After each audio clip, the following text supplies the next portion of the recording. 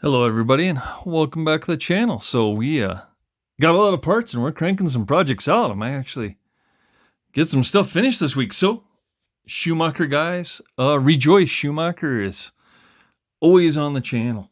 So, couple things we got one set of gripa ball cups in, and there's only 8 to a package. I've ordered 4 because they're the same for the shock bottoms as well. So they are much stiffer. So I replaced the upper camber and the steering links on the front, and that took all 8. But those were tough to snap on. Once they're on, they rotate freely, but I couldn't snap them on with my hands. Unlike the black ones, like we still have on the back, and on the steering linkage, I'm probably not going to replace the steering linkage. I'm probably just going to replace the ones on the back out of caution. I've never had one of those pop. Like I said, it was just kind of the last race we started having the steering ones pop, as well as the caster, I think, popped off one time too. So hopefully the grip has corrected everything. I mean, they're nice and tight, so that's good. But like I said, they rotate freely. So, and then how you can tell the grippas from anything else is the grippas are definitely a gray color compared to black, which are the kit ones, which seem to be a lot softer. And I always hear this: I hate doing turnbuckles, yada yada yada. It's the worst thing ever. If you get the right tools, you can do it just like anybody else. So, the biggest thing for me, this didn't take long at all, is I used, Associated Stealth black grease on the threads. When I pop a turnbuckle off, I note the orientation. I have all mine threaded left. So I'm tightening it this way. It's pulling it in. I'm pulling it counterclockwise. It's going out, and that's the same for each side. I pull off a turnbuckle, I measure it with my digital calipers, and then I just take one ball cup off at a time, and I do that using a little ball cup tool my son printed out for me.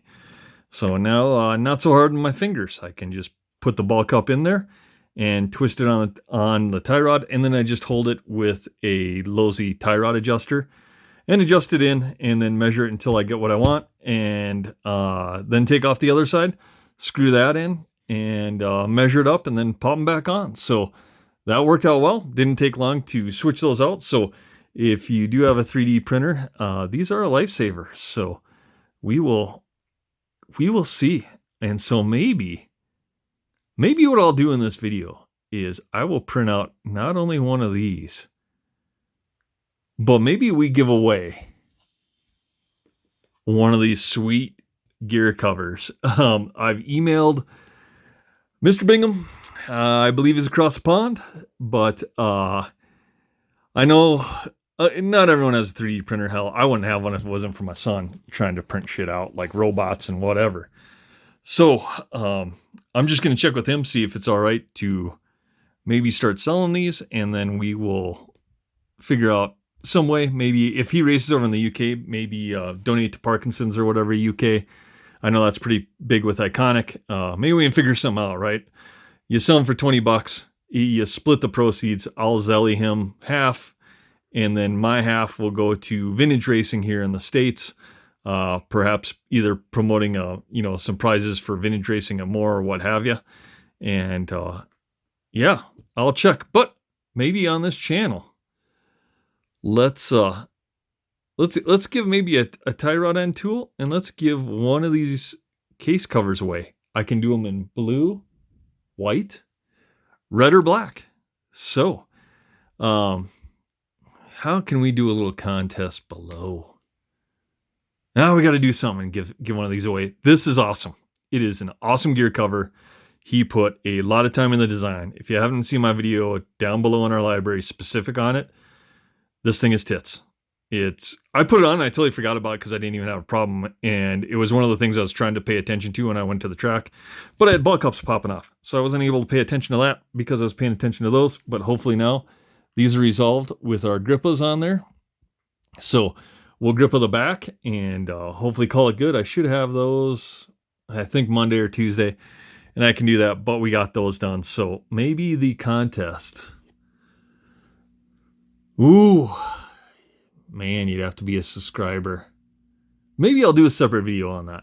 I'll print some of these out. We'll do a Schumacher-esque giveaway for all my loyal Schumacher fans and see what we can do. The other thing is Z3D got all my mounts in today. And I doubt Jose Reyes or any of those guys even pay attention to this channel. But as you know, this broke. And I ordered Saturday and Sunday, or on Sunday I ordered 2 RC10 fan mounts, and I ordered another Cougar fan mount, and they sent one free. So, excellent customer service by them. The only thing is I did email them today because I'm like, hey, I never got a receipt or tracking or anything. Did I actually order these? Because I tend to order a lot of parts, and then maybe they watch this channel and they know that I can't order the correct quantity of anything because the 3 RC10 mounts I put on all my RC10s. We put one on our RC10T, we put one on our fan graphite, and I also put one on the Masami. So if you haven't seen the RC10 mounts, they're actually pretty sweet. So they're angled up a little bit and they're moved forward, so less chance of getting them hit.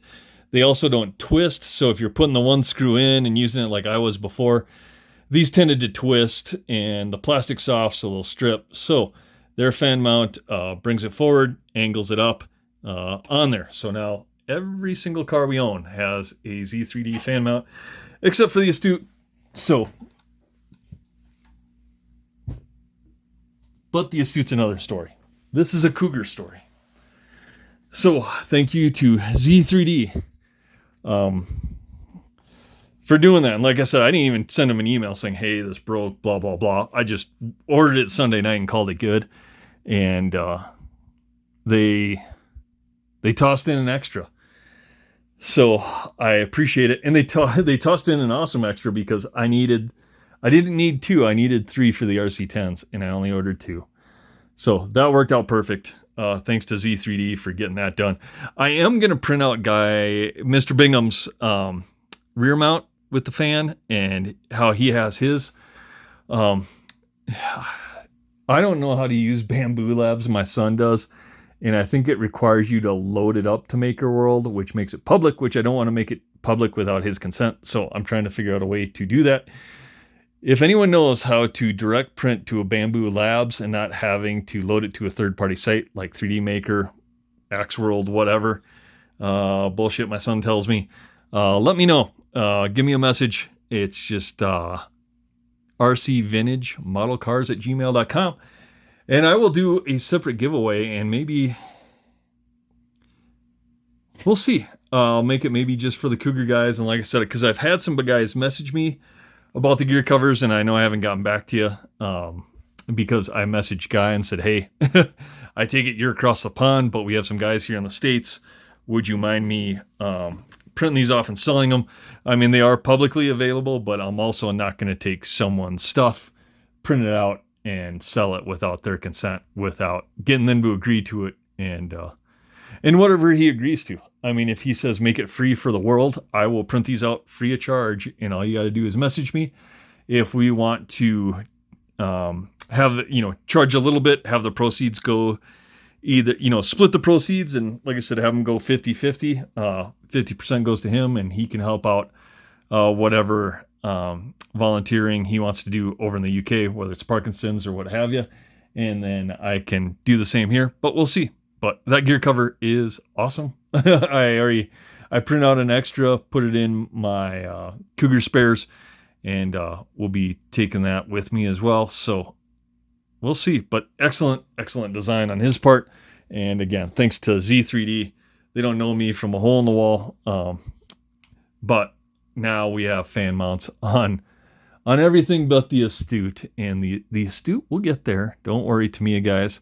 That's probably, I don't have a video on the Astute this weekend. I got to get the idler gear brace in, and I should have that next week. And yeah, we'll see. We'll get the Tamiya back on track, but we will get the Masami on track. And yeah, as you can see in the background and what you just saw, it's done. I have a separate video down below.